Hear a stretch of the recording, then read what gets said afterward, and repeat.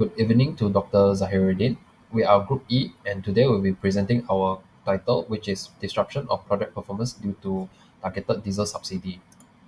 So now I'll be introducing my fellow group members. So in my group, we have 5 members, which is the leader, me, Eadric Yii Xi Hong, my fellow members, Xin Jie, Nazrul Haikal, Siti Nurasmidar, and also Siti Norshahira. Hi and Assalamualaikum. My name is Siti Nurasmidar Binti Yahya. So I want to present about the problem identification under the issue of disruption of project performance due to target diesel subsidy. So based on this topic, we talk about the Malaysia government is changing its diesel subsidy system to focus on specific groups. Like low income individual and certain business to save on subsidy costs.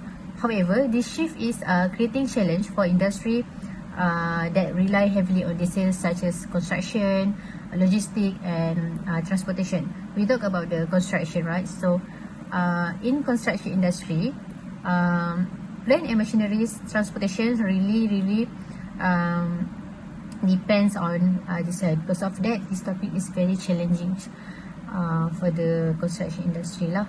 So furthermore, small and medium-sized business SME and in particular are struggling with higher operating costs, which can lead to budget overrun, project delay and disruption in supply chains. Additionally, companies face difficult improving their eligibility for the new subsidy, which add to delay. To cope with increased fuel expense, some business may raise their price, ultimately passing the extra cost to consumer. This challenge have raised concern about how effectively the new subsidy system can be implemented and its broader impact on the economy. So next is the objective about this topic based on the previous issue. So the objective that we want to achieve is to identify the importance of project cost management when faced unpredicted circumstance. So the objective of this study was to explore how cost management affects strategy decisions in organizations that are faced with economic uncertainties such as change in fuel price and government subsidy. So it investigates the relationship between cost management, financial instability and leadership decisions to strengthen organizational relations and ensure project success. This research highlight common issues such as budget overrun, delays and resource challenge in an unpredictable environment. It emphasized the importance of using proactive cost control strategy to minimize risk and increase efficiency, especially in industries such as construction and transportation. So the goal is to create a framework that help organizations adapt and perform well during economic challenge. Next, concept of cost management. According to PM Book Guide 6th edition 2017, cost management includes the processes involved in planning, estimating, budgeting, financing, funding, managing, and controlling costs so that the project can be completed within the approved budget.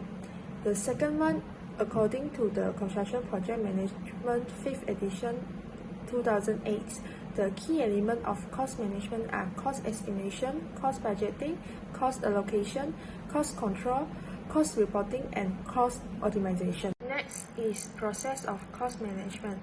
The cost management provides a structure focusing on the needs for planning, estimating, budgeting, and controlling costs. It is supported by both POTS 2011 and KENZA 2017. Both authors agree on the needs for clear communication as well as reporting to shareholders. In the other hand, principles of POTS, especially refer to a construction industry, and Kenzi give more general cross-industry perspective. Now let's look into the diesel subsidy. As you can see the image, this is the previous condition. From data Government Malaysia 2024, the objective is about to set the diesel price at RM2.50 per litre regardless of important or production cost. The purpose is about to provide subsidies diesel to all consumers to support key industries like transport, farming and also fishing. The goal is to lower the transportation and production costs. The other one to reduce prices of goods and services, and the last one is about to decrease the cost of living and ensure affordable essential commodities. This condition has become a financial burden. According to the Age Malaysia 2024, the government covered the gap between fixed price and higher market prices, especially during oil price hikes. Another financial impact of this subsidy is significant pressure on the state's funds, on the strength of state's fund itself. And another thing is about issues with the diesel subsidy. According to Buyan J 2024, some consumers use more fuel, leading to waste. This has become inefficient fuel use. Another one is a lack of conversation. The low price discourage fuel saving behaviors. Now we're going to look into the current condition of diesel subsidy.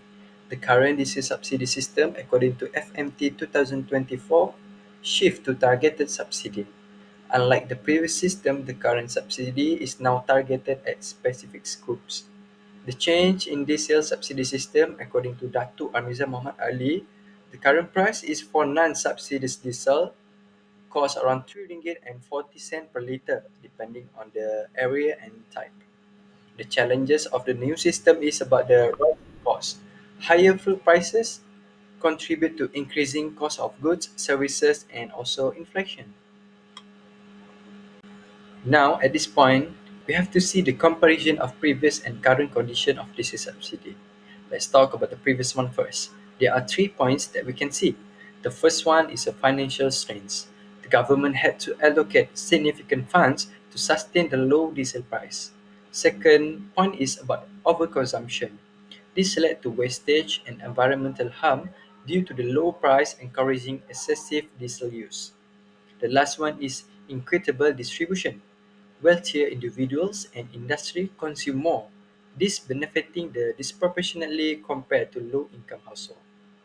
Now let's look into the current condition of this subsidy. There are 3 points also. The first point is targeted subsidy. Farmers and fishermen continue to pay RM2.50 per litre, while other consumers face market price, which is RM3.40 per litre. Second point is cost savings. The government save fund by focusing subsidies on key sectors and reducing overall subsidy expenses. And the last one is efficiency and environmental benefits. Higher fuel prices encourage energy efficiency and reduce wastage by supporting environmental goals. So for 2.4 issue, there are several issues occurred due to the implication of targeted diesel subsidy. So for the first one are rising operational costs. So for the transportation charges are increased by 30% due to the higher diesel price. And secondly, the daily rental for heavy machineries such as backhaul are surged from RM360 to RM600. For the second issue is SME face challenges. So due to the thin profit margins and limited cash flow for SME, they are unable to absorb the increasing costs and leading to tough decisions such as absorbing the cost and causing financial strain on their businesses. So for the third one is project delays and cost overrun. So the housing affordability being more expensive due to the rising construction costs. So this will increase the financial pressure on contractor, particularly those with low margins. So for the last one is lack of government support. So the implication of targeted subsidy are causing contractor to face many challenges, and there are no significant government action to reassess the diesel pricing policies. So this will cause the essential industry left due to the insufficient support to manage their rising costs. Hi my name is Siti Norshahira. Today I'll share the literature findings focusing on data collection and analytics. Data collection involves gathering information from multiple sources, while data analytics processes this information to extract valuable insights. Therefore, in this study, we utilize two main approaches to collect data, which is an interview and literature. An interview was conducted with Eadric Yii Xi Hong from Orange Beam Construction to gain industry-specific insight and doing literature review to reference our key materials, including work from FYI Consulting and Superlegal to support and validate our findings. According to Ms. Eadric Yii Xi Hong, there were a few issues that had been highlighted, which is first, cost performance, operational adjustment, training, and workforce adaptation. Second, change on project timeline. Third, change in government implementation and lack of government support. To summarize the interview, the execution of subsidy has caused an increase in project cost by an average of 10%, especially for materials, logistics, and machinery. The company has introduced workforce training programs to enhance fuel efficiency and align with new operational strategies to minimize the overall timeline disruption. Lastly, since cost of renting has increased by 20%, the company has started prioritized by using electrical machineries and source component that is much closer to project site to save the cost. Next, discussion of literal and actual practice. The first one is contractor protection. According to FYI Consulting, the literal notes that variation of price clauses within contract are vital in price volatilities management. We need to address at the tender stage to ensure that the contractor will not expose to market fluctuation. For example, Ms. Eadric Yii highlight that in real practice, some costs will affect cost performance in governmental perspective. It was the targeted sale subsidy that will increase project expenses by 10%. The reliance on electrical machineries and localizing sourcing thus reveal a move toward the mitigation of financial risk, even though BOP costs will not expect. The second one is operation strategies. According to Superlegal 2024, early procurement, material substitution, and diversification of supply sources are some of the key strategies highlighted. For example, Orange Beam has also implemented such strategy, including sourcing components closer to project sites to save on logistic costs, and switching the electrical machineries to reduce reliance on fixed sales, as well as intensive training for the worker. After doing some research on this issue, there are several solutions are proposed to solve it. So for employers, they need to facilitate collaboration with suppliers. So by doing so, they can form a partnership for bulk diesel purchase.